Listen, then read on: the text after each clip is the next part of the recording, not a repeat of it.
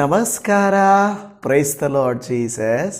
ಎಲ್ಲ ನನ್ನ ಪ್ರೀತಿಯ ದೇವಜನರೇ, ನನ್ನ ಪ್ರೀತಿಯ ಸಹೋದರಿ ಸಹೋದರರೇ, ದೇವಭಕ್ತರೇ, ನಿಮ್ಮೆಲ್ಲರನ್ನ ಯೇಸು ಕ್ರಿಸ್ತನ ಶ್ರೇಷ್ಠವಾದ ಪುನೀತವಾದ ನಾಮದಲ್ಲಿ ವಂದಿಸ್ತೇನೆ. ಪ್ರತಿದಿನದಂತೆ ಆತನ ಕೃಪೆಯು ಈ ದಿನ ಕೂಡ ನಮ್ಮೊಟ್ಟಿಗಿರುವುದಕ್ಕಾಗಿ ದೇವಾದಿದೇವನಿಗೆ ನಾವು ಸ್ತೋತ್ರ ಮಾಡೋಣ, ವಂದಿಸುವಂಥವರಾಗಿರೋಣ. ದೇವಜನವೇ, ಈ ದಿನ ವಾಕ್ಯಕ್ಕೆ ಬಂದಾಗ ಒಂದು ಉತ್ತಮವಾದಂಥ ಅನೇಕ ಆಳವಾದ ಸತ್ಯಾರ್ಥಗಳನ್ನು ದೇವರಾತ್ಮನು ನಮಗೆ ತಿಳಿಯಪಡಿಸಲಿಕ್ಕೆ ಹೋಗುತ್ತಾ ಇದ್ದಾರೆ. ಅದೇನೆಂದರೆ, ಇವತ್ತು ನಮ್ಮನ್ನು ಪ್ರತ್ಯೇಕಿಸಿ ಮುಂದಕ್ಕೆ ಕಳುಹಿಸುವುದು, set apart and sent forward ಅಂತ ಹೇಳ್ತಾರೆ. ಪ್ರತ್ಯೇಕಿಸಿ ಏನು ಮಾಡಬೇಕು? ಮುಂದಕ್ಕೆ ಕಳುಹಿಸುವುದು ಎಂಬುದಾಗಿ. ನಾನು ನಿಮ್ಮ ಬಳಿಯಲ್ಲಿ ಒಂದು ಪ್ರಶ್ನೆಯನ್ನು ಕೇಳಲಿಕ್ಕೆ ಇಷ್ಟಪಡುತ್ತೇನೆ. ಯೇಸು ಸ್ವಾಮಿ ಯಾಕೆ ನೀವು ಭೂಮಿಗೆ ಉಪ್ಪಾಗಿದ್ದೀರಿ, ಲೋಕಕ್ಕೆ ಬೆಳಕಾಗಿದ್ದೀರಿ ಎಂದು ಯಾಕೆ ಹೇಳಿದರು? ನಿಮ್ಮ ಬಳಿಯಲ್ಲಿ ಅನೇಕ ಉತ್ತರಗಳು ಇರಬಹುದು. ಯಾಕೆಂದರೆ ಅದು ಇದು ಅಂತ ಹೇಳುತ್ತಿರಬಹುದು. ಆದರೆ ದೇವರಾತ್ಮನು ನನ್ನ ಹೃದಯದಲ್ಲಿ ಮಾತನಾಡಿದ್ದನ್ನು ನಾನು ನಿಮಗೆ ಹೇಳುತ್ತೇನೆ. ನಾವು ಅಡಿಗೆ ಮಾಡುವಾಗ ಎಲ್ಲವನ್ನು 1 kg, ಅರ್ಧ kg, 1/4 kg, 1 ಸ್ಪೂನು ಈ ರೀತಿಯಾಗಿ ತೆಗೆದುಕೊಳ್ಳುತ್ತೇವೆ.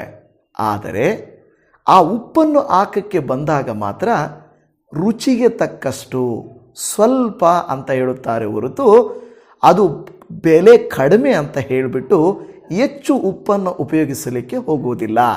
ನನ್ನ ಪ್ರಿಯ ದೇವಜನರೇ, ಬೆಲೆ ಕಡಿಮೆಯಾಗಿದ್ದರೂ ರುಚಿ ಜಾಸ್ತಿ ಆಗಿರುತ್ತದೆ. ಅದು ಎಲ್ಲ ಕಡೆಗಳಲ್ಲಿ ಒಂದೇ ರೀತಿಯಾಗಿದ್ದರೂ ಅದು ಎಲ್ಲರಿಗೂ ಸಿಗುವಂಥದ್ದಾಗಿದೆ. ಅದೇ ರೀತಿಯಲ್ಲಿ ಬೆಳಕುಗಳು ಕೂಡ ಸಣ್ಣವು. ಭೂಮಿಗೆ ಹೋಲಿಸಿದರೆ ಸೂರ್ಯನು ಸಣ್ಣದಾಗಿರಬಹುದು, ಆದರೆ ಅಂಧಕಾರವನ್ನು ಓಡಿಸುವ ಶಕ್ತಿ ಬೆಳಕಿಗಿದೆ. ಇವತ್ತು ದೇವರು ನಿಮ್ಮನ್ನು ನನ್ನನ್ನು ಯಾಕೆ ಬೇರ್ಪಡಿಸಿ ನಾವು ಉಪ್ಪು ಬೆಳಕಾಗಿರಬೇಕೆಂದು ಹೇಳುತ್ತಿದ್ದಾರೆಂದರೆ, ದೇವರಿಗೆ ಪ್ರಯೋಜಕರಾಗಿ ದೇವರ ನಾಮವನ್ನು ಘನಪಡಿಸುವವರಾಗಿರಬೇಕೆಂದು ದೇವರು ನಮ್ಮನ್ನು ಆರಿಸಿಕೊಂಡಿದ್ದಾರೆ. ಹಾಗಾದರೆ ಬನ್ನಿ ಈ ದಿನದ ಮುಖ್ಯವಾದಂಥ ದೇವರ ವಾಕ್ಯವನ್ನು ಓದಿಕೊಳ್ಳೋಣ. ಫಿಲಿಪ್ಪಿಯವರಿಗೆ ಬರೆದ ಪತ್ರಿಕೆ 3ನೇ ಅಧ್ಯಾಯ 13 ಮತ್ತು 14ನೇ ವಚನ.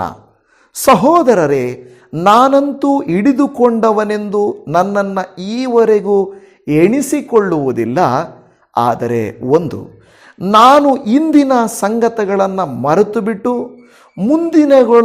ಮುಂದಿನವುಗಳನ್ನು ಹಿಡಿಯುವುದಕ್ಕೆ ಎದೆಬಗ್ಗಿದವನಾಗಿ, ದೇವರು ಕ್ರಿಸ್ತನ ಮೂಲಕವಾಗಿ ನಮ್ಮನ್ನು ಮೇಲಕ್ಕೆ ಕರೆದು ನಮ್ಮ ಮುಂದೆ ಇಟ್ಟಿರುವ ಬಿರುದನ್ನು ಗುರಿ ಮಾಡಿಕೊಂಡು ಓಡುತ್ತಾ ಇದ್ದೇನೆ. ಹಲ್ಲೆಲೂಯಾ. ನನ್ನ ಪ್ರಿಯ ದೇವಜನರೇ, ದೇವರ ನಾಮಕ್ಕೆ ಸ್ತೋತ್ರ ಉಂಟಾಗಲಿ. ಇಲ್ಲಿ ಒಂದು ಮಾತನ್ನು ಪೌಲನು ಹೇಳುತ್ತಾ ಇದ್ದಾನೆ, ಹಿಂದಿನ ಸಂಗತಿಗಳನ್ನು ಮರೆತು ಬಿಟ್ಟು. ಫಾರ್ಗೆಟಿಂಗ್ ದ ಫಾಸ್ಟ್ ಥಿಂಗ್ಸ್, ಇಲ್ಲವೇ laying aside the old things. ಅಂದರೆ ಹಳೆಯವುಗಳನ್ನು ತೆಗೆದಿಟ್ಟು ಇಂದಿನವುಗಳನ್ನು ಮರೆತು ಬಿಟ್ಟು ಮುಂದೆ ಹೋಗಬೇಕು. ಒಂದು ಬಹಳ ಮುಖ್ಯವಾದಂಥ ಕಾರ್ಯ ವೆಯ್ಟ್. ಕೆಲವು ಸಾರಿ ನಮ್ಮ ಮೇಲಿರುವ ಭಾರ, ಆ ಭಾರ ಇವತ್ತು ಏನಾಗಿರಬಹುದು? ನೀವು ಹೇಳುತ್ತೀರಿ, ಅಯ್ಯೋ ನನಗೆ ಜ್ಞಾಪಕ ಶಕ್ತಿನೇ ಇರೋದಿಲ್ಲ, ನಾನೆಷ್ಟು ಓದಿದರೂ ನನಗೆ ಅರ್ಥವೇ ಆಗುವುದಿಲ್ಲ, ನನಗೆ ಹಿನ್ನೆಲೆ ಇಲ್ಲ, ನನಗೆ ಬ್ಯಾಕ್ಗ್ರೌಂಡ್ ಇಲ್ಲ, ನನಗೆ ಸಹಾಯ ಇಲ್ಲ, ಹಣ ಇಲ್ಲ, ನನಗೆ ಅಂದ ಇಲ್ಲ, ನನಗೆ ಪ್ರತಿಯೊಂದು ಬಲಹೀನತೆಗಳನ್ನು ನಾವು ಹೇಳುತ್ತಾ ಇರುತ್ತೇವೆ. ಅದಕ್ಕೆ ದೇವರು ಒಂದು ಮಾತು ಹೇಳ್ತಾ ಇದ್ದಾನೆ, ನಿಮ್ಮನ್ನು ಪ್ರತ್ಯೇಕಿಸುವುದರ ಅರ್ಥ ಏನು ಗೊತ್ತಾ? ನಿಮ್ಮ ಮೇಲಿರುವ ಭಾರಗಳನ್ನು ತೆಗೆದು ಹಾಕುವುದು, ನೇಮಿಸುವುದು. ಸೆಟ್ ಅಪಾರ್ಟ್, ಸಪರೇಟ್ ಅಂತ ಹೇಳುತ್ತಾರೆ. ಸೆಟ್ ಅಪಾರ್ಟ್ ಅಂದರೆ ಸಪರೇಟ್ ಮಾಡುವಂಥದ್ದು. ಎಲ್ಲಿಂದ ದೇವರು ನಿಮ್ಮನ್ನು ಸಪರೇಟ್ ಮಾಡುತ್ತಾರೆ? ಆಶೀರ್ವದಿಸುವುದಕ್ಕಿಂತ ಮುಂಚಿತವಾಗಿ ದೇವರು ಅಬ್ರಹಾಮನನ್ನು ಆ ಹಳೆಯ ವಿಗ್ರಹಾರಾಧನೆಯಿಂದಲೂ ತನ್ನ ದೇಶದಿಂದಲೂ ತನ್ನ ಕುಟುಂಬದಿಂದಲೂ ಬೇರ್ಪಡಿಸಿ ನಂತರ ಅಬ್ರಹಾಮನನ್ನು ಏನು ಮಾಡಿದರು? ಜನಾಂಗಗಳಿಗೆ ಮೂಲ ಪಿತನಾಗಿ ಮಾಡಿದರು. ಮೋಶೆಯ ಕುರಿತಾಗಿ ನೀವು ನೋಡಿದರೆ, ಮೋಶೆ ಮೊದಲು ಅರಮನೆಯಲ್ಲಿ ಇದ್ದನು. ಆ ಅರಮನೆಯಲ್ಲಿ ಸುಖವಾಗಿದ್ದರೆ ಪ್ರಯೋಜನ ಇಲ್ಲ. ಅವನನ್ನು ಐಗುಪ್ತದಿಂದಲೂ ಅವನನ್ನು ಫರೋಹನಿಂದಲೂ ಒಂದು ಘಟನೆಯ ಮೂಲಕವಾಗಿ ಅವನನ್ನು ಬೇರ್ಪಡಿಸಿ ಅಡವಿಗೆ ಕಳಿಸಿದನು. ಅಲ್ಲಿ ಅವನೊಟ್ಟಿಗೆ ಮಾತನಾಡಿದನು. ಅಂದರೆ ಇಸ್ರಾಯೇಲರನ್ನು ಕಾಪಾಡುವುದಕ್ಕಿಂತ ಮೊದಲೇ, ಇಸ್ರಾಯೇಲರನ್ನು ಬೇರ್ಪಡಿಸುವುದಕ್ಕಿಂತ ಮೊದಲೇ ಮೋಶೆಯನ್ನು ಬೇರ್ಪಡಿಸಬೇಕಾಯಿತು. ನನ್ನ ಪ್ರಿಯ ದೇವಜನರೇ, ಪೌಲನನ್ನು ಕೂಡ ಅದೇ ರೀತಿಯಲ್ಲಿ ಅನ್ಯ ಜನರಿಗೆ ಸುವಾರ್ತೆಯನ್ನು ಸಾರಬೇಕಾದರೆ, ಅನ್ಯ ಜನರಿಗೆ ಸುವಾರ್ತೆಯನ್ನು ಹೇಳಬೇಕಾದರೆ ಮೊದಲು ಸೌಲನಾಗಿದ್ದವನನ್ನು ಪೌಲನನ್ನಾಗಿ ಮಾರ್ಪಡಿಸಬೇಕಾಯಿತು. ಸಪರೇಟ್ ಇಲ್ಲವೇ ಸೆಟ್ ಅಪಾರ್ಟ್ ಅಂತ ಮಾಡಬೇಕಾಗಿತ್ತು. ನೋಡಿದ್ರ, ಈ ರೀತಿಯಾಗಿ ಈ ಭಕ್ತರನ್ನು ಬೇರ್ಪಡಿಸಿದ್ದು ಮಾತ್ರವಲ್ಲದೆ ಯೇಸು ಸ್ವಾಮಿ 12 ಜನರನ್ನು ಸೆಟ್ ಅಪಾರ್ಟ್ ಮಾಡ್ತಾರೆ, ಸೆಪರೇಟ್ ಮಾಡ್ತಾರೆ. ಅವನ್ನ ಸೆಪರೇಟ್ ಮಾಡಿಬಿಟ್ಟು, ನೀವು ನನ್ನ ಶಿಷ್ಯರು, ನನ್ನ ಮಿಷನನ್ನು, ನನ್ನ ಕೆಲಸವನ್ನು ಮುನ್ನಡೆಸುವವರು ಎಂದು ಹೇಳುತ್ತಾರೆ. ಆದರೆ ಅದು ಹೇಳಿದ ತಕ್ಷಣ ಓ ಅಪೊಸ್ತಲರು, ಓ ಯೇಸು ಸ್ವಾಮಿ ಹೇಳಿದ್ದಾರೆ ಓಡ್ರಿ ಓಡ್ರಿ ಅನ್ನಲಿಲ್ಲ. ದೇವರು ಹೇಳಿದರು, ಕಾಯಬೇಕು.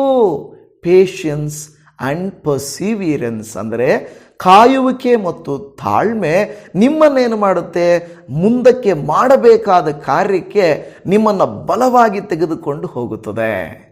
ಒಂದು ಬಿಲ್ಲು ಬಾಣ ಗೊತ್ತಲ್ವಾ? ಒಂದು ಬಿಲ್ಲು ಬಾಣದ ಹತ್ರ ಕೇಳ್ತಂತೆ, ಬಾಣವೇ ನನ್ನನ್ನು ಯಾಕೆ ಹಿಂದಕ್ಕೆ ಎಳಿತೀಯ, ನಾನು ಮುಂದಕ್ಕೆ ಹೋಗ್ಬೇಕು, ಬಿಡು ಅನ್ನುತ್ತಂತೆ. ಆಗ ಬಾಣ ಹೇಳುತ್ತಂತೆ, ನೀನು ಮುಂದಕ್ಕೆ ಬಲವಾಗಿ ನೀನು ವೇಗವಾಗಿ ಹೋಗಬೇಕಾದರೆ ನಾನು ಹಿಂದಕ್ಕೆ ಎಷ್ಟು ಎಳೆಯುತ್ತೇನೋ ಅಷ್ಟು ಮುಂದಕ್ಕೆ ನೀನು ಹೋಗುವಿ ಎಂದು ಹೇಳಿದರಂತೆ. ನನ್ನ ಪ್ರಿಯ ದೇವಜನರೇ, ನೋಡಿದ್ರ, ಆ ಬಾಣವು ಹೇಳಿದ್ದು ಸತ್ಯ. ಕೆಲವು ಸಾರಿ ನಮ್ಮನ್ನು ಕೂರಿಸಿ ಬೋಧಿಸಿ, ಬೈಬಲ್ ಕಾಲೇಜ್ ಇದೆ ಬನ್ನಿ, 24 ತಾಸು ಪ್ರಾರ್ಥನೆ ಇದೆ ಬನ್ನಿ, ಮುಂಜಾನೆ ವಿಡಿಯೋ ಇದೆ, ಸಂಜೆ ವಿಡಿಯೋ ಇದೆ ಬನ್ನಿ ಅಂತ ಕೇಳಿದ್ರೆ, ನೀವು ಇದೆಲ್ಲ ಯಾಕೆ ಬೇಕು? ನಾವು ಆಶೀರ್ವಾದಕ್ಕೆ ಹೋಗಬೇಕು, ನಾವು ಅದ್ಭುತವನ್ನು ಕಾಣಬೇಕು, ನಾವು ಅನೇಕರಿಗೆ ಮಾದರಿ ಆಗಬೇಕು. ಓಡುವುದಕ್ಕಿಂತ ಮುಂಚೆ ನಿಲ್ಲುವುದನ್ನು, ಬೇರ್ಪಡುವುದನ್ನು, ಪ್ರತ್ಯೇಕಿಸಲ್ಪಡುವುದನ್ನು ನಾವು ಮೊದಲು ಕಲಿಯುವಂಥವರು ಆಗಿರಬೇಕು.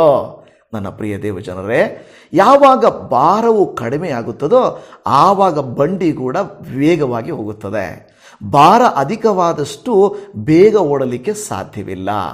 ನೋಡ್ರಿ, ಒಬ್ಬನೇ ಸಿಂಗಲ್ ಆಗಿ ಓಡುವುದಕ್ಕೂ ಭಾರವನ್ನು ಎತ್ತುಕೊಂಡು ಓಡುವುದಕ್ಕೂ ವ್ಯತ್ಯಾಸವನ್ನು ನೀವು ಕಂಡಿರ್ತೀರಾ.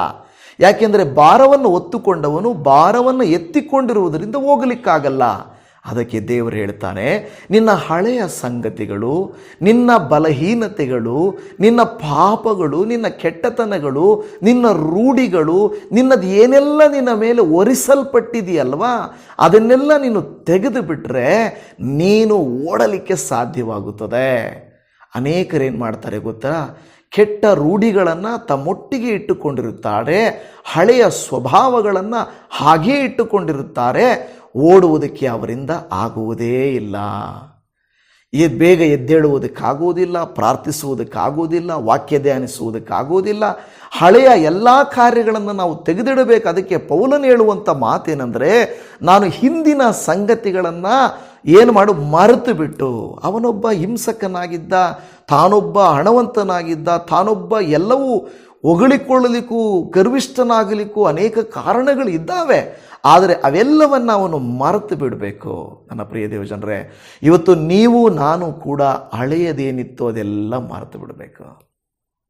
ಹಳೆಯದೇನಿತ್ತೋ ಅದೆಲ್ಲ ಮರೆಯಬೇಕು. ನಿಮಗಾದ ಗಾಯ, ನಿಮಗಾದ ಅವಮಾನ, ನಿಮಗಾದಂಥ ನೋವು, ಅನ್ಯಾಯ, ಸಂಕಟ ಎಲ್ಲವನ್ನು ಮರೆತು ಬಿಟ್ಟು ಫ್ರೆಶ್ ಆಗಿ ಸ್ಟಾರ್ಟ್ ಮಾಡಬೇಕು. Start with freshness. ಒಂದು ಹೊಸತನದಿಂದ ನೀವು ಪ್ರಾರಂಭಿಸಿರಿ. ದೇವರೇನು ಮಾಡ್ತಾರೆ ಗೊತ್ತಾ? ಹೇಳ್ತಾರೆ ಗೊತ್ತಾ? ಓ, ನಾನು ನಿನಗೆ ಬೇಕಾದ ಕೃಪೆಯನ್ನು ಕೊಡುತ್ತೇನೆ ಎಂಬುದಾಗಿ. ನೀವು ಈ ಒಂದು ಇಬ್ರಿಯ ಪತ್ರಿಕೆಯಲ್ಲಿ 12ನೇ ಅಧ್ಯಾಯದ 1ನೇ ವಾಕ್ಯವನ್ನು ಓದಿರಿ. ಅಲ್ಲಿ 2ನೇ ಭಾಗದಲ್ಲಿ ಈ ರೀತಿಯಾಗಿ ಹೇಳುತ್ತದೆ, ನಮಗೆ ಅಭ್ಯಂತರ ಮಾಡುವ ಎಲ್ಲ ಭಾರವನ್ನು ಹತ್ತಿಕೊಳ್ಳುವ ಪಾಪವನ್ನು ನಾವು ಸಹ ತೆಗೆದಿಟ್ಟು. ಏನಂತ ಹೇಳ್ತಾ ಇದ್ದಾನೆ ಈ ವಾಕ್ಯದಲ್ಲಿ ಇಬ್ರಿಯ ಗ್ರಂಥಕರ್ತನು? ಒಂದು ಹೇಳ್ತಾನೆ, ಲೆಟ್ ಅಸ್ ಆಲ್ಸೋ ಲೇ ಅಸೈಡ್ ಎವ್ರಿ ವೇಟ್. ನಮಗೆ ಅಭ್ಯಂತರ ಮಾಡುವ ಎಲ್ಲ ಭಾರವನ್ನು. ಕೆಲವು ಸಾರಿ ಸ್ಕಿಟ್ಗಳನ್ನು ಮಾಡ್ತಾ ಇರ್ತಾರೆ. ಮುಂದಕ್ಕೆ ಹೋಗಬೇಕು ಅಂದುಕೊಳ್ತಾರೆ, ಪ್ರಾರ್ಥನಾ ವೀರರಾಗಬೇಕು, ವಾಕ್ಯ ಧ್ಯಾನ ಮಾಡಬೇಕು, ಆಲಯಕ್ಕೆ ಹೋಗಬೇಕು, ಸೇವೆ ಮಾಡಬೇಕು. ಆದರೆ ಒಂದೊಂದು ಪಾಪ ಅವರ ಮೇಲೆ ಬಂದು ಆಗ್ತಾ ಇರ್ತಾರೆ. ಸಾಲ, ರೋಗ, ಸ್ನೇಹ, ಪ್ರೀತಿ, ಹಣ, ಕೆಲಸ, ಆ ಕೆಟ್ಟತನಗಳು, ರೂಢಿಗಳು, ಏನವರು ಡ್ರಿಂಕಿಂಗ್, ಸ್ಮೋಕಿಂಗ್, ಡ್ರಗ್ಸ್ ಎಲ್ಲ ಬಂದು ಹಾಕುವಾಗ ಅವನಿಗೆ ದೇವರ ಹಿಂದೆ ಹೋಗಲಿಕ್ಕಾಗಲ್ಲ. ಆ ಒಂದು ಕೆಸರಿನಲ್ಲೇ ಹಿಂದಕ್ಕೆ ಹೋಗೋದಕ್ಕೆ ಪ್ರಯತ್ನಿಸುತ್ತಾರೆ. ಇವತ್ತು ನಾವೇನಂದುಕೊಳ್ಳುತ್ತೇವೆಂದರೆ, ದೇವರ ಹಿಂದೆ ದೇವರಿಗಾಗಿ ಸಪರೇಟ್ ಆಗುವುದಂದರೆ ಎಲ್ಲ ಹಳೆಯವುಗಳನ್ನು ಒತ್ತುಕೊಂಡು ಹೋಗುವುದು ಅಂದುಕೊಳ್ತಾ ಇರ್ತೇವೆ. ಒಂದೊಂದು ನಾವೇನು ಮಾಡಬೇಕು, ತೆಗೆದು ಹಾಕುವಾಗ ಭಾರ ಕಡಿಮೆ ಆಗುತ್ತದೆ. ಯಾವಾಗ ಭಾರ ಕಡಿಮೆ ಆಗುತ್ತದೋ ಸುಲಭವಾಗುತ್ತದೆ. ನೀವು ನೋಡ್ರಿ, ಈ ರಾಕೆಟ್, ಅಂತರಿಕ್ಷಕ್ಕೆ ಹೋಗಬೇಕಾದಂಥ ರಾಕೆಟನ್ನು ನೀವು ನೋಡಿದ್ರೆ ತುಂಬ ಹೆವಿ ಆಗಿದ್ದರೆ ಅದಕ್ಕೆ ತುಂಬ ಏನು ಮಾಡಬೇಕು, ಆಯಿಲ್ ಎಲ್ಲ, ಫ್ಯೂಯಲ್ ಎಲ್ಲ ಬೇಕು ಅಲ್ವಾ? ಆದರೆ ಅದು ಎಷ್ಟು ಲೈಟ್ ವೆಯ್ಟ್ ಆಗಿರುತ್ತೋ, ಎಷ್ಟು ಅದಕ್ಕೆ ಭಾರ ಇರಬೇಕು ಅಷ್ಟೇ ಇದ್ದರೆ ಮಾತ್ರ ಅದು ಶಕ್ತಿಯುತವಾಗಿ ಹೋಗಲಿಕ್ಕೆ ಸಾಧ್ಯವಾಗುತ್ತದೆ. ಅಷ್ಟು ವೆಯ್ಟ್ ಆದರೆ, ಈಗ ಉದಾಹರಣೆಗೆ ವಿಮಾನಗಳನ್ನು ನೋಡಿರಿ, ವಿಮಾನಗಳನ್ನೆಲ್ಲ ನಾವು ಕಬ್ಬಿಣದಲ್ಲಿ ಮಾಡಿಬಿಟ್ರೆ ಅಲ್ಲಿ ಹೇಗಿರುತ್ತೆ? ಎಲ್ಲ ವೆಯ್ಟ್ ಜಾಸ್ತಿ ಆಗೋಗುತ್ತೆ. ಕೆಪಾಸಿಟಿಗೆ ಆದ್ದರಿಂದ ಅದಕ್ಕೇ ಆದಂಥ ಕೆಲವು ಅಲ್ಯೂಮಿನಿಯಂ ಐಟಮನ್ನು ಉಪಯೋಗಿಸುವುದರಿಂದ ಅದು ಭಾರವು ಕಡಿಮೆ ಆಗುತ್ತದೆ, ಮೇಲಕ್ಕೆ ತೇಲುತ್ತದೆ. ನನ್ನ ಪ್ರಿಯ ದೇವಜನರೇ, ಇವತ್ತು ನಿಮ್ಮ ನನ್ನ ಜೀವಿತದಲ್ಲಿ ಕೂಡ ದೇವರು ಹೇಳುವಂಥ ಕಾರ್ಯ ಇದೇ ಆಗಿದೆ. ನಮಗೆ ಹತ್ತಿಕೊಳ್ಳುವಂಥ ಪ್ರತಿ ಭಾರವನ್ನು ಮೊದಲು ನಾವೇನು ಮಾಡಬೇಕು, ತೆಗೆದಿಡುವಂಥವರಾಗಿರಬೇಕು. ಅದು ದೇವರ ವಾಕ್ಯ ಹೇಳುದು, ಪ್ರತಿ ಭಾರವನ್ನು ಅಭ್ಯಂತರ ಮಾಡುವ ಭಾರ. ಅದಕ್ಕಾಗಿ ಕುಟುಂಬವನ್ನು ಬಿಟ್ಟು ಬಿಡಬೇಕು, ಜವಾಬ್ದಾರಿಯನ್ನು ಬಿಟ್ಟು ಬಿಡಬೇಕು, ಬೇರೆ ಯಾವುದೋ ಬಿಟ್ಟು ಬಿಡಬೇಕಂತ ಹೇಳುತ್ತಾ ಇಲ್ಲ.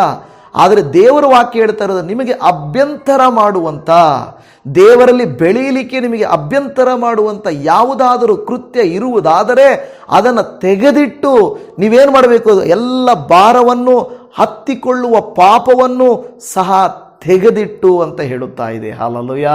ಇವತ್ತು ವಾಕ್ಯವನ್ನು ಕೇಳುತ್ತಿರುವ ನನ್ನ ಪ್ರೀತಿಯ ದೇವ ಜನರೇ, ನನ್ನ ಪ್ರಿಯ ಸಹೋದರಿ ಸಹೋದರರೇ, ನಿಮ್ಮನ್ನು ಯಾವುದು ಹಿಡಿದು ಹಿಂದಕ್ಕೆ ಎಳೆಯುತ್ತಾ ಇದೆ, ಯಾವುದು ನಿಮ್ಮನ್ನು ಹಿಡಿಯುತ್ತಿದೆ, ಅದನ್ನು ನೀವು ಬಿಟ್ಟು ಬಿಡ್ರಿ. ಕೆಲವು ಸ್ನೇಹಿತರು ನೀವು ಮುಂದಕ್ಕೆ ಹೋಗದ ಹಾಗೆ, ಕೆಲವು ರೂಢಿಗಳು ನೀವು ಮುಂದಕ್ಕೆ ಹೋಗದ ಹಾಗೆ, ಕೆಲವು ಹ್ಯಾಬಿಟ್ಸು ನಿಮಗೆ ಮುಂದಕ್ಕೆ ಹೋಗದ ಹಾಗೆ ನಿಮ್ಮನ್ನು ತಡೆಯುತ್ತಾ ಇದ್ದರೆ ನಾನೇನು ಮಾಡಬೇಕಂತ ಅಂತಹ ಪಾಪಗಳನ್ನು ತೆಗೆದಿಟ್ಟು, ನನಗೆ ಇದು ಬೇಡ, ಇಂಥ ಸ್ನೇಹ ಬೇಡ, ಇಂಥ ಪ್ರೀತಿ ಬೇಡ, ಇಂಥ ಸಂಬಂಧ ಬೇಡ, ಇಂಥ ಆದಾಯ ಬೇಡ, ಇಂಥ ಆಶೀರ್ವಾದ ಬೇಡ, ಇಂಥ ಕೃತ್ಯ ಬೇಡ, ನಾವು ಹೇಳಬೇಕು, ಇದು ಯಾವುದು ನನಗೆ ಬೇಡ, ನನಗೆ ಬೇಕಾಗಿರುವುದು ದೇವರೊಬ್ಬನೇ. ನನಗೆ ಯಾವ ಭಾರವನ್ನು ಹತ್ತಿಕೊಳ್ಳುವುದಿದ್ರು ಅದನ್ನು ನಾನು ಬಿಟ್ಟು ಬಿಡುತ್ತೇನೆ ಅಂತ ಹೇಳಿ ನಾವು ಬಿಟ್ಟು ಬಿಡುವಂಥವರಾಗಿರಬೇಕು. ದಟ್ ಈಸ್ ವೆರಿ ಇಂಪಾರ್ಟೆಂಟ್, ಬಹಳ ಪ್ರಾಮುಖ್ಯವಾಗಿರುವಂಥದ್ದು. ನಿಮಗೆ ನೋಡುತ್ತೇವೆ, ಈ ಫಿಲಿಪ್ಪಿ 3ನೇ ಅಧ್ಯಾಯ 12ನೇ ವಾಕ್ಯದಲ್ಲಿ, ಇಷ್ಟರೊಳಗೆ ನಾನು ಬಿರುದನ್ನು ಪಡ್ಕೊಂಡು ಸಿದ್ಧಿಗೆ ಬಂದವನೆಂದು ಹೇಳುವುದಿಲ್ಲ. ಆಲ್ರೆಡಿ ನಾನು ಒಬ್ಟೈನ್ಡ್ ಮಾಡಿದ್ದೇನೆ, ಆಲ್ರೆಡಿ ನಾನು ಪರ್ಫೆಕ್ಟ್ ಅಂತ ಹೇಳಲ್ಲ ಅಂತ ಪೌಲ್ ಹೇಳ್ತಾ ಇದ್ದಾನೆ. ವಿ ಆರ್ ನಾಟ್ ಪರ್ಫೆಕ್ಟ್, ನಾವು ಪರಿಪೂರ್ಣರಲ್ಲ, ನಾವು ಪರಿಪೂರ್ಣತೆಗೆ ಬಂದಿಲ್ಲ, ಇನ್ನೂ ನಾವು ನಮ್ಮನ್ನು ಸಿದ್ಧಪಡಿಸಿಕೊಳ್ಳುತ್ತಾ ಇದ್ದೇವೆ. ಪೌಲ್ ಹೇಳ್ತಾ ಇದ್ದಾನೆ, ನಾನು ಪರಿಪೂರ್ಣತೆಗೆ ಬಂದಿಲ್ಲ, ನಾಟ್ ಎಟ್ ಒಬ್ಟೈನ್ಡ್ ದಿಸ್ ಅಂತ ಹೇಳ್ತಾ ಇದ್ದಾನೆ. ನನ್ನ ಪ್ರಿಯ ದೇವಜನರೇ, ಮೊದಲ ಕೊರಿಂಥದವರಿಗೆ ಬರೆದ ಪತ್ರಿಕೆಯಲ್ಲಿ 9ನೇ ಅಧ್ಯಾಯ 24ನೇ ವಚನದಲ್ಲಿ, ರಂಗಸ್ಥಾನದಲ್ಲಿ ಓಡುವುದಕ್ಕೆ ಗೊತ್ತಾದವರೆಲ್ಲರೂ ಓಡುತ್ತಾರಾದರೂ ಒಬ್ಬನು ಮಾತ್ರ ಬಿರುದನ್ನು ಹೊಂದುತ್ತಾನೆ ಎಂಬುದು ನಿಮಗೆ ತಿಳಿಯದೋ, ಅವರಂತೆ ನೀವು ಬಿರುದನ್ನು ಪಡೆದುಕೊಳ್ಳಬೇಕೆಂತಲೇ ಓಡಿರಿ.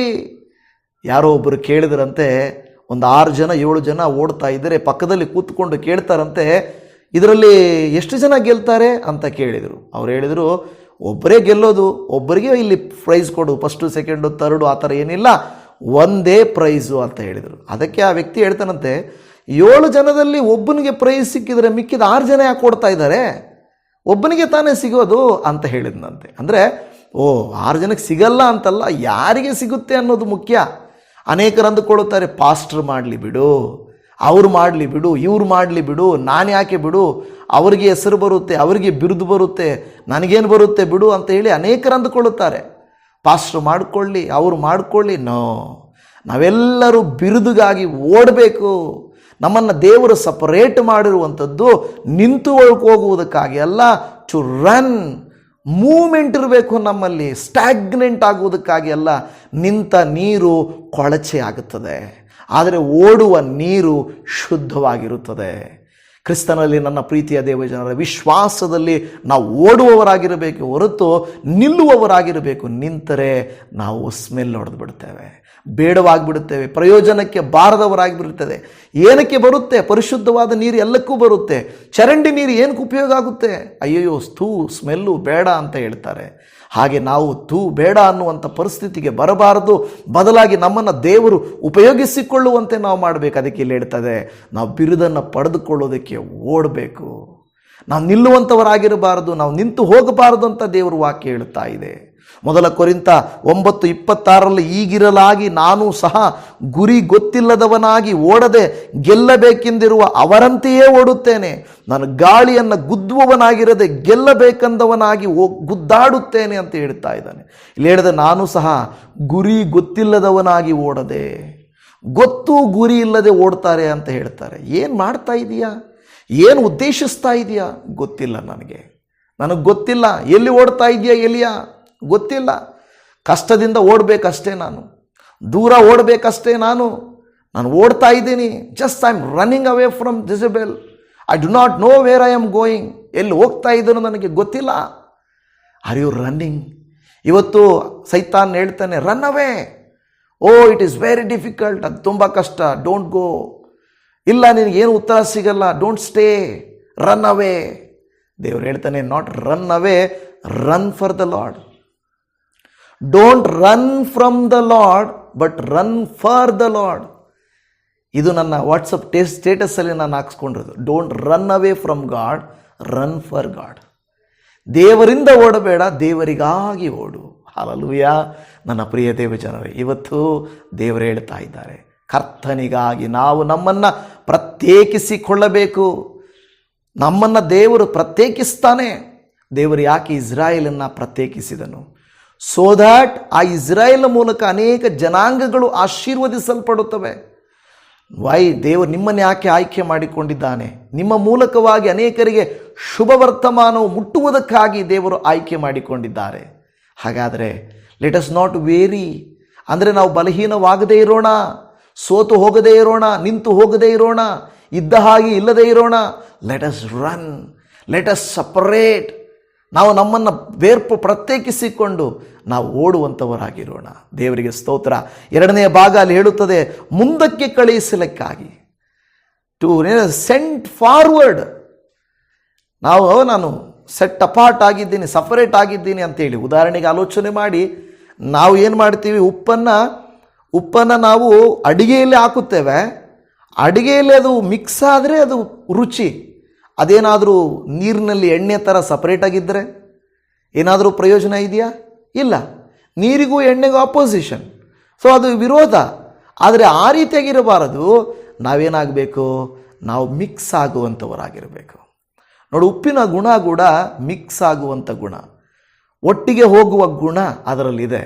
ಇವತ್ತು ದೇವರು ನಮ್ಮನ್ನು ಕೂಡ ಕರೆದಿರುವಂಥ ಉದ್ದೇಶ ಏನು ಗೊತ್ತಾ? ನಾವು ಬೇರೊಬ್ಬರೊಟ್ಟಿಗೆ ಮಿಂಗಲ್ ಆಗುವುದಕ್ಕಾಗಿ ದೇವರು ನಮ್ಮನ್ನು ಕರೆದಿದ್ದಾರೆ. ಹಲ್ಲೆಲೂಯಾ. ದೇವರಿಗೆ ಸ್ತೋತ್ರ, ಕರ್ತನಿಗೆ ಸ್ತೋತ್ರ. ನೀವು ನಾನು ಕೂಡ ಈ ವಿಷಯವನ್ನು ಚೆನ್ನಾಗಿ ಅರ್ಥ ಮಾಡಿಕೊಳ್ಳಬೇಕು. ನನ್ನ ಪ್ರಿಯ ದೇವಜನರೇ, ನಾವು ಏನು ಮಾಡಬೇಕು? ಪ್ರತ್ಯೇಕಿಸಲ್ಪಟ್ಟವರು, ಸೆಟ್ ಅಪಾರ್ಟ್, ಸಪರೇಟ್ ಅಂತ ಹೇಳ್ತೇವೆ. ನಮ್ಮನ್ನು ಬೇರ್ಪಡಿಸಿದ ದೇವರಿಗೆ ಸ್ತೋತ್ರ. ಯಾಕೆಂದರೆ ಇವರನ್ನೆಲ್ಲ ಬೇರ್ಪಡಿಸಿದರ ಉದ್ದೇಶ ಏನು ಗೊತ್ತಾ? ಓಡುವುದಕ್ಕಾಗಿ, ಕೆಲಸ ಮಾಡುವುದಕ್ಕಾಗಿ, ಗೆಲ್ಲುವುದಕ್ಕಾಗಿ, ದೇವರ ನಾಮವನ್ನು ಮಹಿಮೆಪಡಿಸುವುದಕ್ಕಾಗಿ ಆಗಿದೆ. ಫಿಲಿಪ್ಪಿ 3:8 ವಾಕ್ಯದಲ್ಲಿ ಹೇಳುತ್ತದೆ, ಇಷ್ಟೇ ಅಲ್ಲದೆ ನನ್ನ ಕರ್ತನಾದ ಕ್ರಿಸ್ತ ಯೇಸುವನ್ನು ಅರಿಯುವುದೇ ಅತಿ ಶ್ರೇಷ್ಠವಾದದ್ದೆಂದು ತಿಳಿದು ನಾನು ಎಲ್ಲವನ್ನು ನಷ್ಟವೆಂದೆಣಿಸುತ್ತೇನೆ. ಆತನ ನಿಮಿತ್ತ ನಾನು ಎಲ್ಲವನ್ನು ಕಳ್ಕೊಂಡು ಅದನ್ನು ಕಸವೆಂದೆಣಿಸುತ್ತೇನೆ. ಕೆಲವು ಸಾರಿ ಕೆಲವನ್ನು ನಾವು ಬಿಟ್ಬಿಡೋಕ್ಕಾಗೋದೇ ಇಲ್ಲ. ಇಲ್ಲ ಇಲ್ಲ ಇಲ್ಲ ಓಯ್ ಹೂ ಆಮ್ ಐ, ನಾನು ಯಾರು, what is my education, what is my background, which is my church. ನಾವು ಹೊಗಳಿಕೊಳ್ತೇವೆ. No no no no no first ಆ ರೀತಿಯಾದಂಥ ಹೊಗಳಿಕೊಳ್ಳುವಿಕೆ ಇದ್ದರೆ ನಮಗೆ ಯಾವ ಪ್ರಯೋಜನ ಇಲ್ಲ. ಏನಂದರೆ ನಾವು ನಮ್ಮ ಹಳೆಯದನ್ನು ನಷ್ಟವೆಂದೆಣಿಸಬೇಕು. ಅದು ನಥಿಂಗ್, ನನಗೇನೂ ಅಲ್ಲ. ನಿಮ್ಮನ್ನು ನೋಡಿ, ಬರಿದು ಮಾಡಿಕೊಂಡ್ರೆ ಪಾತ್ರೆ ತುಂಬಿಸಲಿಕ್ಕೆ ಸಾಧ್ಯ. ಇರುವುದನ್ನು ಇಟ್ಟುಕೊಂಡೇ ಇದ್ದರೆ ಏನೂ ಪ್ರಯೋಜನ ಇಲ್ಲ, ಹೊಸತನ ಬರೋದಿಲ್ಲ. ಕೆಲವು ಸಾರಿ ನಾವೇನು ಮಾಡ್ತೀವಿ ಗೊತ್ತಾ, ನಮ್ಮ ಮನೆಗಳಲ್ಲಿ ಹಳೆ ಟಿ ವಿಯನ್ನು ಇಟ್ಕೊಂಡಿರ್ತೇವೆ. ಇಲ್ಲ ಅದು ಹಳೆ ಟಿ ವಿ ನಾನು ಬಿಡೋದಿಲ್ಲ, ಅದು ವೈಟ್ ಆ್ಯಂಡ್ ಬ್ಲ್ಯಾಕ್ ಆದರೂ ಪರವಾಗಿಲ್ಲ, ದಪ್ಪಗಿದ್ರೂ ಪರವಾಗಿಲ್ಲ, ಡುಮ್ಮಕ್ಕಿದ್ರೂ ಪರವಾಗಿಲ್ಲ, ನನಗದೇ ಬೇಕು. ಕೆಲವು ಸಾರಿ ಹಳೆಯ ಮೊಬೈಲೇ ನನಗೆ ಸಾಕು. ಆದರೆ ಏನಾಗುತ್ತೆ, ಔಟ್ಡೇಟೆಡ್ ಅಂದರೆ ಸಮಯ ಮೀರಿ ಹೋಗುತ್ತೆ. ಆ ಟಿ ವಿಯಲ್ಲಿ ಸರಿಯಾಗಿ ಪಿಕ್ಚರ್ ಬರಲ್ಲ. ಹೇಳ್ತಾರೆ ಬೇರೆಯವರು ಬಂದು, ಈ ಕಾಲದ ಟಿ ವಿ ಅಲ್ಲ, ಇದಕ್ಕೆ ಇದು ಬರಲ್ಲ, ಅದು ಬರಲ್ಲ, ಇದು ಬರಲ್ಲ, ಅದು ಬರಲ್ಲ. ಆದರೆ ಅದಕ್ಕೆ ಹೇಳ್ತದೆ, ಟಿ ವಿಯಲ್ಲಿರೋ ಸಿಸ್ಟಮ್ಸ್ ಬೇರೆ ಆದರೂ ಕೂಡ ಅದರಲ್ಲಿ ಮಾಡ್ರನಿಟಿ ಬರುತ್ತದೆ. Gospel is same but the methods changing. ಇವತ್ತು ನೋಡಿ, ಎಷ್ಟೋ ಜನರು ನಾವು ಪ್ರತಿ ವಾರಕ್ಕೆ ಒಂದು ಮೆಸೇಜ್ ಮಾತ್ರ ಕೇಳಿಸ್ಕೊಡ್ತಾ ಇದ್ದೀವಿ. ಇವತ್ತು ದಿನಕ್ಕೆ ಒಂದೆರಡು ಅನೇಕ ಮೆಸೇಜುಗಳು ನಿಮಗೆ ಸಿಗ್ತಾ ಇದ್ದಾವೆ. ಹಾಗೆ ಇಲ್ಲಿ ನೋಡುವಾಗ ದೇವರ ವಾಕ್ಯ ಹೇಳ್ತಾ ಇರುವಂಥದ್ದು, ಕೆಲವನ್ನು ನಾವು ಹಳೆಯ ಟಿ ವಿಯನ್ನು, ಹಳೆಯ ವಸ್ತುವನ್ನು, ಹಳೆಯದನ್ನು ನಾವು ಬಿಟ್ಟು ಬಿಡಬೇಕು. ನನಗೆ ಅದೇ ಇರಲಿ, ಅದೇ ಬೇಕು ಅಂತ ಹೇಳಿದರೆ ಯಾವ ಪ್ರಯೋಜನವೂ ಇರುವುದಿಲ್ಲ. ವಾಕ್ಯವನ್ನು ಕೇಳುತ್ತಿರುವ ನನ್ನ ಪ್ರಿಯ ದೇವಜನರೇ, ಯೇಸುಸ್ವಾಮಿ ಒಂದು ಮಾತನ್ನು ಹೇಳಿದರು. ಯೋಹಾನ ಬರೆದ ಸುವಾರ್ತೆ 17ನೇ ಅಧ್ಯಾಯ 18-19ರಲ್ಲಿ, ನೀನು ನನ್ನನ್ನು ಲೋಕಕ್ಕೆ ಕಳುಹಿಸಿಕೊಟ್ಟಂತೆ ನಾನು ಇವರನ್ನು ಲೋಕಕ್ಕೆ ಕಳುಹಿಸಿಕೊಟ್ಟೆನು. ಇವರು ನಿಜವಾಗಿ ಪ್ರತಿಷ್ಠರಾಗಬೇಕೆಂದು ಇವರಿಗೋಸ್ಕರ ನಾನು ನನ್ನನ್ನು ಪ್ರತಿಷ್ಠೆ ಪಡಿಸಿಕೊಳ್ಳುತ್ತೇನೆ. ಪ್ರತಿಷ್ಠಿಸುವುದಂದರೆ ಒಂದು ಕೆಲಸಕ್ಕಾಗಿ ಅದನ್ನು ಕೊಡುವಂಥದ್ದಾಗಿದೆ. ಅಲ್ಲಿ ಹೇಳ್ತಾ ಇರುವಂಥ ಮಾತೇನೆಂದರೆ ಸೆಟ್ ಅಪಾರ್ಟ್. ಪ್ರತಿಷ್ಠಿಸಿದ್ದೇನೆ, ಇದಕ್ಕಂತ ಪ್ರತಿಷ್ಠಿದ್ದೀನಿ, ಇದಕ್ಕಂತ ನಾನು ಇಟ್ಬಿಟ್ಟಿದ್ದೀನಿ. ನಾವು ಹೇಳ್ತೀವಲ್ವ, ಈ ಸಮಯ ನನ್ನ ಪ್ರೇಯರ್ಗಾಗಿ ಮೀಸಲಾಗಿಬಿಟ್ಟಿದ್ದೀನಿ, ಈ ಟೈಮ್ ನನ್ನ ಕ್ಲಾಸ್ಗಾಗಿ ನಾನು ಸೆಪರೇಟ್ ಮಾಡಿಬಿಟ್ಟಿದ್ದೀನಿ, ಈ ಸಮಯ ನನ್ನ ಎಕ್ಸಸೈಸ್ಗಾಗಿ, ವ್ಯಾಯಾಮಕ್ಕಾಗಿ ನಾನು ಸಪ್ರೇಟ್ ಮಾಡಿಬಿಟ್ಟಿದ್ದೀನಿ. ಆ ರೀತಿಯಾಗಿ ದೇವರು ಹೇಳ್ತಾ ಇದ್ದಾರೆ, ನನ್ನನ್ನು ನೀನು ಲೋಕಕ್ಕೆ ಕಳಿಸಿಕೊಟ್ಟು, ಹೇಗೆ ನೀನನ್ನು ಕಳಿಸಿಕೊಟ್ಟು ಅದೇ ರೀತಿಯಲ್ಲಿ ನಾನಿವಳನ್ನು ಕಳಿಸಿಕೊಟ್ಟನು. ಇವರು ನಿಜವಾಗಿ ಪ್ರತಿಷ್ಠಿತರಾಗಬೇಕೆಂದು ಇವರಿಗೋಸ್ಕರ ನನ್ನನ್ನು ಪ್ರತಿಷ್ಠಿಸಿಕೊಳ್ಳುತ್ತೇನೆ. I set apart so that they can be set aparted. ನಾನು ನನ್ನನ್ನು ಪ್ರತ್ಯೇಕಿಸಿಕೊಂಡಿದ್ದೇನೆ, ಹಾಗೆ ಇವರೂ ಕೂಡ ಲೋಕದಿಂದ ಪ್ರತ್ಯೇಕಿಸಿಕೊಳ್ಳಬೇಕೆಂದು. ನನ್ನ ಪ್ರಿಯ ದೇವಜನರೇ, ನಿಜ ಅಲ್ವಾ? ದೇವರು ನಮಗಾಗಿ ಇಷ್ಟೊಂದು ತ್ಯಾಗ ಮಾಡಿರುವಾಗ ನಾವು ಆತನಿಗಾಗಿ ತ್ಯಾಗ ಮಾಡೋದು ಬಹಳ ಮುಖ್ಯ ಅಲ್ವಾ? ಬಹಳ ಮುಖ್ಯ ಅಲ್ವಾ ನನ್ನ ಪ್ರಿಯ ದೇವಜನರೇ? ದೇವರ ವಾಕ್ಯ ನಮಗೆ ಆ ಮಾತನ್ನು ಹೇಳುತ್ತಾ ಇದೆ. ನೀವು ನಾನು ನಮ್ಮನ್ನು ಪ್ರತ್ಯೇಕಿಸಿಕೊಳ್ಳಲಿಕ್ಕೆ ಸಿದ್ಧವಾಗಿದ್ದೇವಾ? ಅದು ಬಹಳ ಮುಖ್ಯವಾದಂಥ ವಿಚಾರ ತಿಳ್ಕೊಳ್ಳಬೇಕು. ಅಪೊಸ್ತಲರ ಕೃತ್ಯಗಳು 13ನೇ ಅಧ್ಯಾಯ 2ನೇ ವಾಕ್ಯ, ಇವರು ಕರ್ತನನ್ನು ಸೇವಿಸುತ್ತಾ ಉಪವಾಸ ಮಾಡುತ್ತಾ ಇದ್ದಾಗ ಪವಿತ್ರಾತ್ಮನು, ನಾನು ಬಾರ್ನಬ ಸೌಲರನ್ನು ಕರೆದ ಕೆಲಸಕ್ಕಾಗಿ ಅವರನ್ನು ಪ್ರತ್ಯೇಕಿಸಿರಿ ಎಂದು ಹೇಳಿದನು. ಪವಿತ್ರಾತ್ಮನು ಹೇಳುತ್ತಾ ಇದ್ದಾನೆ, ಬಾರ್ನಬನನ್ನು ಸೌಲನನ್ನು ನಾನು ಏನಕ್ಕೆ ಕರೆದಿದ್ದೇನೋ ಅದಕ್ಕಾಗಿ ಅವರನ್ನು ಸಪರೇಟ್ ಮಾಡಿರಿ. Set apart them for a special task. ಏನು ಸ್ಪೆಷಲ್ ಟಾಸ್ಕ್? ಕೆಲವು ಸಾರಿ ದೇವರು ನಿಮ್ಮ ಜೀವಿತದಲ್ಲಿ ಏನೋ ಒಂದು ತಲಾಂತನ್ನು ಕೊಟ್ಟಿರ್ತಾರೆ. ಆ ತಲಾಂತಿಗೋಸ್ಕರ ದೇವರು ನಿಮ್ಮನ್ನು ಸಪರೇಟ್ ಮಾಡ್ತಾ ಇದ್ದಾರೆ. ನೋಡಿ, ಯೇಸು ಸ್ವಾಮಿ ಆರಿಸಿಕೊಂಡಂಥ ಶಿಷ್ಯರಿದ್ದರೂ ಕೂಡ ಯೇಸು ಸ್ವಾಮಿ ದರ್ಶನ ಕೊಟ್ಟು ಅಪೊಸ್ತಲನಾಗಿ ಪೌಲನನ್ನು ಆರಿಸಿಕೊಂಡಿದ್ದು ಪ್ರತ್ಯೇಕವಾಗಿ ಅನ್ಯ ಜನರಿಗೆ ಸುವಾರ್ತೆಯನ್ನು ಸಾರುವುದಕ್ಕಾಗಿ. ಬೇರೆಯವರು ಆ ರೀತಿಯಾಗಿ ಆರಿಸಲ್ಪಡಲಿಲ್ಲ. ಆದರೆ ಈತನು ಅನ್ಯ ಜನರಿಗೆಂದೇ ಪ್ರಾರಂಭವನ್ನು ಮಾಡಲಿಕ್ಕೆ ದೇವರು ಪೌಲನನ್ನು ಸಪರೇಟ್ ಮಾಡಿಕೊಂಡನು. ನನ್ನ ಪ್ರಿಯ ದೇವಜನರೇ, ಇವತ್ತು ನಿಮ್ಮನ್ನು ದೇವರು ಸಪರೇಟ್ ಮಾಡಿದ್ದು, ದೇವರು ನಿಮ್ಮನ್ನು ಪ್ರತ್ಯೇಕಿಸಿದ ಉದ್ದೇಶ ಏನು ಗೊತ್ತಾ? ದೇವರು ತನ್ನ ಮಹಿಮೆಗಾಗಿ ನಿಮ್ಮನ್ನು ಉಪಯೋಗಿಸಿಕೊಳ್ಳಬೇಕೆಂದು ದೇವರು ಆಶಿಸ್ತಾ ಇದ್ದಾರೆ. ಈ ರೀತಿ ಪೌಲ ಬಾರ್ನಬರನ್ನು ಪ್ರತ್ಯೇಕಿಸಿದ ಹಾಗೆ ನಿಮ್ಮನ್ನು ಕೂಡ ಮೊದಲೇ ಯೆರೆಮೀಯನ ಗ್ರಂಥದಲ್ಲಿ 1ನೇ ಅಧ್ಯಾಯ 5ನೇ ವಾಕ್ಯದಲ್ಲಿ ಹೇಳಿದಾಗೆ, ನಾನು ನಿನ್ನನ್ನು ಗರ್ಭದಲ್ಲಿ ರೂಪಿಸುವುದಕ್ಕಿಂತ ಮುಂಚೆ ನಿನ್ನನ್ನು ತಿಳಿದಿದ್ದೆನು, ನೀನು ಉದರದಿಂದ ಬರುವುದಕ್ಕೆ ಮೊದಲೇ ನಿನ್ನನ್ನು ಪ್ರತಿಷ್ಠಿಸಿದ್ದೆನು. Even before you born I set aparted, separated you. Separated in the means I just anointed. I chose you. Chosen. ನನ್ನ ಪ್ರಿಯ ದೇವಜನರೇ, ದೇವರು ನಿಮ್ಮನ್ನು ಆರಿಸಿಕೊಂಡಿದ್ದಾರೆ. ಏನಕ್ಕಾಗೋ ಯಾಕೋ ಅಂದುಕೊಳ್ಳಬೇಡ್ರಿ. God has a purpose. ದೇವರಿಗೊಂದು ಉದ್ದೇಶವಿದೆ. ಆ ಉದ್ದೇಶವಿಟ್ಟುಕೊಂಡಿರೋದನ್ನು ನಿಮ್ಮನ್ನು ಬೇರ್ಪಡಿಸಿದ್ದಾರೆ. ನೀವು ಪ್ರಾರ್ಥಿಸಬೇಕು, ಕೇಳಬೇಕು. ದೇವರೇ, why did you call me? ನನ್ನನ್ನು ಯಾಕೆ ಪ್ರತ್ಯೇಕಿಸಿದ್ದಿ? ನನ್ನನ್ನು ಯಾಕೆ ಕರೆದಿದ್ದಿ? ನನ್ನನ್ನು ಯಾಕೆ ಇಲ್ಲಿಗೆ ಕರ್ಕೊಂಡು ಬಂದಿದ್ದಿ? ನನ್ನನ್ನು ಯಾಕೆ ಇದನ್ನು ನೋಡುವಂತೆ ಮಾಡಿದ್ದಿ? ನನಗೆ ಹೇಳಪ್ಪ ಎಂದು ನೀವು ಹೇಳಿದರೆ, ಓ ದೇವರು ಹೇಳ್ತಾನೆ, ನಿನ್ನ ಮೇಲೆ ಆತನಿಗೊಂದು ಉದ್ದೇಶವನ್ನು ಇಟ್ಟುಕೊಂಡಿದ್ದಾನೆ, ಅದನ್ನು ದೇವರು ನೆರವೇರಿಸುತ್ತಾನೆ ಎಂದು ದೇವರು ವಾಕ್ಯ ಹೇಳುತ್ತಾ ಇದೆ. ರೋಮಾಪುರದವರಿಗೆ ಬರೆದ ಪತ್ರಿಕೆ 1ನೇ ಅಧ್ಯಾಯ 1ನೇ ವಾಕ್ಯದಲ್ಲಿ ನಾವು ಓದಿರುವ ಹಾಗೆ ಅಲ್ಲಿ ಹೇಳುತ್ತದೆ, ಯೇಸು ಕ್ರಿಸ್ತನ ದಾಸನು, ಅಪೋಸ್ತಲನಾಗುವುದಕ್ಕೆ ಕರೆಯಲ್ಪಟ್ಟವನು, ದೇವರ ಸುವಾರ್ತೆಯನ್ನು ಸಾರುವುದಕ್ಕೆ ನೇಮಿಸಲ್ಪಟ್ಟವನೂ ಆಗಿರುವ ಪೌಲನು ತನ್ನ ಬಗ್ಗೆ ನಾನು ಹೇಳ್ತಾನೆ, I am separated to preach this good news to the Gentiles. ಅಲ್ಲಿ ಹೇಳುವಂಥ ಮಾತು, ದೇವರ ಸ್ವಾರ್ಥೆಯನ್ನು ಸಾರುವುದಕ್ಕೆ ನೇಮಿಸಲ್ಪಟ್ಟವನು ನಾನು. ನೀವು ಯಾವುದಕ್ಕೆ ನೇಮಿಸಲ್ಪಟ್ಟಿದ್ದೀರಾ? Why are you separated? Why are you separated? ಓ ದೇವಜನವೇ, ದೇವರು ನಿನ್ನನ್ನು ಕರೆದಿರುವುದು ಸುಮ್ಮನೆ ಅಲ್ಲ. ಸುಮ್ಮನೆ ನಿನ್ನನ್ನು ಕರೆದಿಲ್ಲ. ಆದರೆ ಕೆಲವು ಸಾರಿ ನಾವು ಸಂಸೋನನು ಒಂದು ಉದ್ದೇಶಕ್ಕಾಗಿ ಕರೆಯಲ್ಪಟ್ಟವನು. ಅವನು ಹುಟ್ಟಿದ್ದು ಒಂದು ಕಾರಣ ಜನ್ಮನು.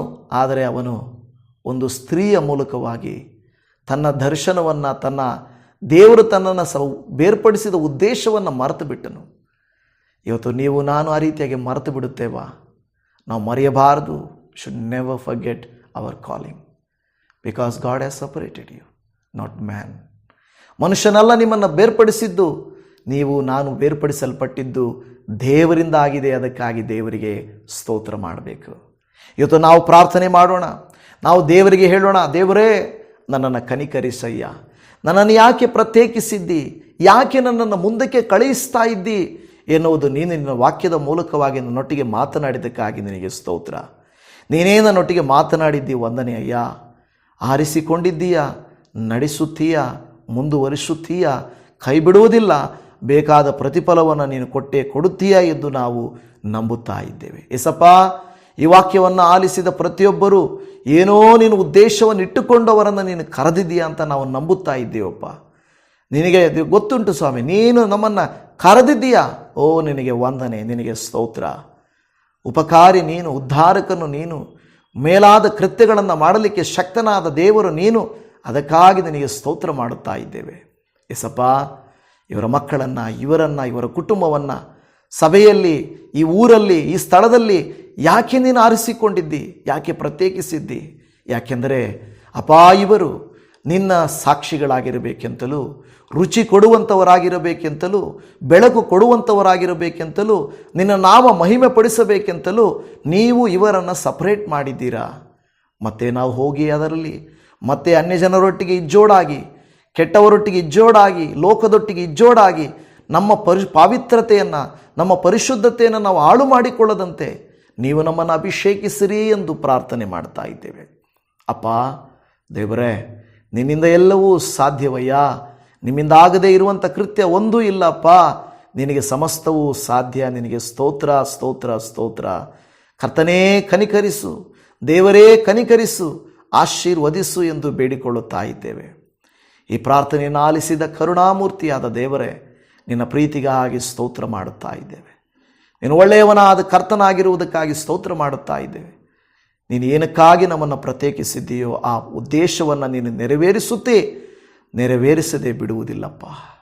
ಕೆಲವು ಸಾರಿ ನಾವು ನಮ್ಮ ಬಲಹೀನತೆಗಳನ್ನು ಹೇಳಬಹುದು. ನನಗೆ ಬಾಯಿ ಮಾತು ಸರಿ ಇಲ್ಲ, ನನಗೆ ಜ್ಞಾನ ಇಲ್ಲ, ನಾನು ಹಳ್ಳಿಯಿಂದ ಬಂದವನು, ನಾನು ಹೀಗೆ ಇದ್ದವನು, ಹಾಗೆ ಇದ್ದವನು ಎಂಬುದಾಗಿ ನಾವು ಹೇಳುತ್ತೇವೆ ಸ್ವಾಮಿ. ಆದರೆ ದೇವರೇ, ನೀನು ಹೇಳುತ್ತೆ ಅದೆಲ್ಲ ಮುಖ್ಯ ಅಲ್ಲ, ಅದೆಲ್ಲ ನಿನಗೆ ಬೇಡ. ನಾನಿದ್ದೇನೆ ಎಂದು ಹೇಳುವ ಕರ್ತನು. ನಾನು ನಿನ್ನನ್ನು ಕರೆದದ್ದು, I have called you by name, I have separated you from your generation. ನಿಮ್ಮ ಒಂದು ಜನಾಂಗದಿಂದ ನಾನು ಬೇರ್ಪಡಿಸಿದ ಉದ್ದೇಶ ಒಂದು ಉನ್ನತವಾದ ಕೃತ್ಯಕ್ಕಾಗಿ ನಾನು ಅಂತ ಹೇಳುತ್ತೀರ. ಏಸಪ್ಪ, ಈ ಮೊರೆಯನ್ನು ನೀವು ಆಲಿಸಿದ್ದಕ್ಕಾಗಿ ಸ್ತೋತ್ರ. ನಿನಗೆ ವಂದನೆ ಸ್ತೋತ್ರಗಳಪ್ಪ. ಯಾರೆಲ್ಲ ಈ ವಾಕ್ಯಗಳನ್ನು ಆಲಿಸಿ ತಮ್ಮನ್ನೇ ಸಮರ್ಪಿಸಿ, ಹೌದಪ್ಪ ನನ್ನನ್ನು ನೀನು ಕರೆದಿದ್ದಿ, ನನ್ನನ್ನು ಬೇರ್ಪಡಿಸಿದ್ದಿ, ನೀನು ಕರೆದ ಉದ್ದೇಶವನ್ನು ನೆರವೇರಿಸಪ್ಪ ಎಂದು ಯಾರು ಕೇಳಿಕೊಳ್ಳುತ್ತಿದ್ದಾರೋ ಅವರೆಲ್ಲ ಜೀವಿತಗಳನ್ನು ನೀನು ಆಶೀರ್ವದಿಸು, ನಿನ್ನ ಮಹಿಮೆಯಿಂದ ತುಂಬಿಸು ಎಂದು ಬೇಡಿಕೊಳ್ಳುತ್ತಾ ಇದ್ದೇವೆ. ಓ ದೇವಾ, ನೀನು ಒಳ್ಳೆಯವನು, ನೀನು ಅದ್ಭುತ ಸ್ವರೂಪನು, ಆಲೋಚನಾ ಕರ್ತನು, ಅತಿಶಯವಾದ ಕಾರ್ಯಗಳನ್ನು ಮಾಡಲಿಕ್ಕೆ ಶಕ್ತನಾದ ದೇವರು. ಅದಕ್ಕಾಗಿ ನಿನಗೆ ಸ್ತೋತ್ರ. ನಮ್ಮ ಮೊರೆಯನ್ನು ಆಲಿಸಿದ್ದಕ್ಕಾಗಿ ನಿನಗೆ ಕೋಟ್ಯಾನುಕೋಟಿ ವಂದನೆಗಳನ್ನು ಸಲ್ಲಿಸುತ್ತಾ, ಪ್ರತ್ಯೇಕಿಸಲ್ಪಟ್ಟ ಇವರನ್ನು ಪರಿಶುದ್ಧಗೊಳಿಸು, ಅಭಿಷೇಕಿಸು, ಉಪಯೋಗಿಸು. ನಿನ್ನ ನಾಮ ಮಹಿಮೆಗಾಗಿ ಇವರನ್ನು ನೀನು ತಾನೇ ಉಪಯೋಗಿಸಿಕೊಳ್ಳುವುದಾಗಿ ನಮ್ಮ ಕರ್ತನು, ಪರಿಶುದ್ಧನು, ಸರ್ವದಾ ನಮಗೆ ಸಹಾಯಕನಾಗಿರುವ ಆತನು ಇವರ ಅಗತ್ಯಗಳನ್ನು ಪೂರೈಸಿ ಇವರನ್ನು ನೀನು ಮಹಿಮೆಗಾಗಿ ಉಪಯೋಗಿಸಿಕೊಳ್ಳುತ್ತೆ ಎಂದು ಯೇಸುವಿನ ನಾಮದಲ್ಲಿ ಬೇಡುತ್ತೇವೆ ತಂದೆಯೇ. ಆಮೇನ್, ಆಮೇನ್, ಆಮೇನ್. ನನ್ನ ಪ್ರಿಯ ದೇವಜನರೇ, ನಿಮ್ಮೆಲ್ಲರಿಗೂ ಶಲೋಮ್. ಕರ್ತನು ನಿಮ್ಮನ್ನು ಕರುಣಿಸಲಿ, ಅನುಗ್ರಹಿಸಲಿ, ಆಶೀರ್ವದಿಸಲಿ. ಶಲೋಮ್. Praise lord. ಆಮೇನ್.